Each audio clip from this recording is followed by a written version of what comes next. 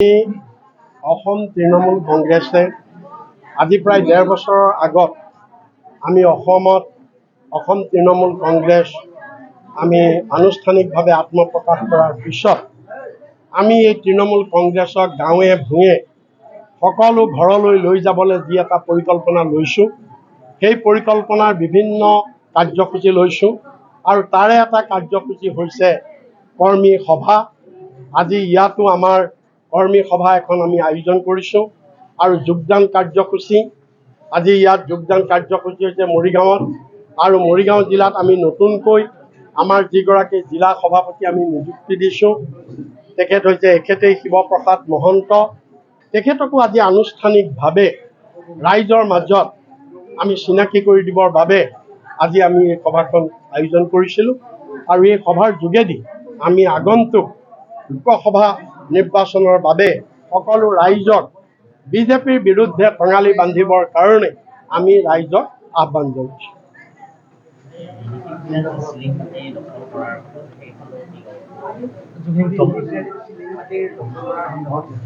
নাই, সেইটোৰ ওপৰত চাওক, বিভিন্ন ধৰণে বিধানসভা বা গোটেই ভাৰতবৰ্ষত আজি এইটো চৰ্চা হৈছে।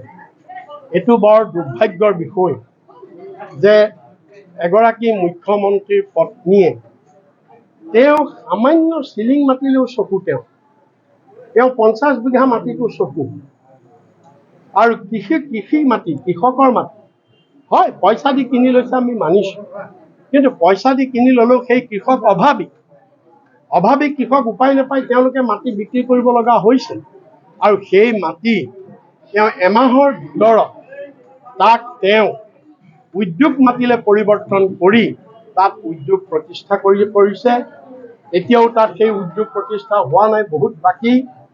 আৰু যিটো প্ৰধানমন্ত্ৰী কিষাণ সম্পদ যোজনাৰ অধীনত ফুড প্ৰচেছিং এটা উদ্যোগ তেওঁ প্ৰতিষ্ঠা কৰি তাত 10 কোটি টকা তেওঁ ৰাজসাহায্যও আদায় কৰিছে।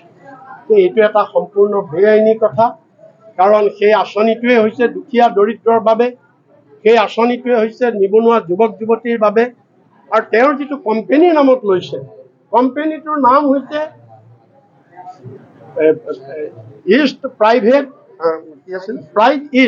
Pride east entertainment private limited. Pride east entertainment শব্দটো চাওক, এণ্টাৰটেইনমেণ্ট।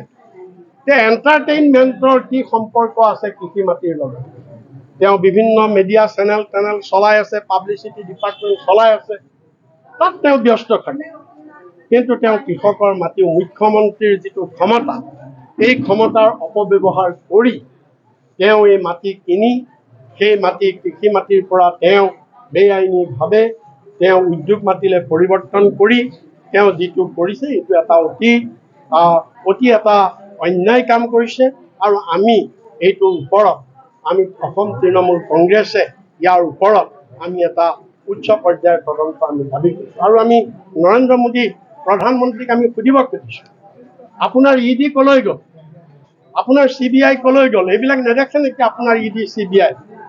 এই যে বিৰোধী নেতাবিলাকৰ পিছত, বিৰোধী নেতাসকলৰ পিছত যে অনবৰতে আপোনালোকে ED CBI লগাই আছে, তেওঁলোকৰ দুৰ্নীতি দেখিছে, আপোনাৰ নিজৰ মানুহৰ দুৰ্নীতি নেদেখে আপুনি।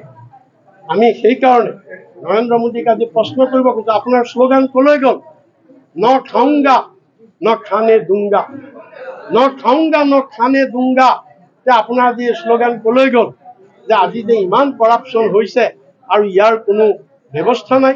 আমি সেইকাৰণে ED CBIৰ যোগেদি ইয়াৰ তদন্ত আমি দাবী কৰিছোঁ।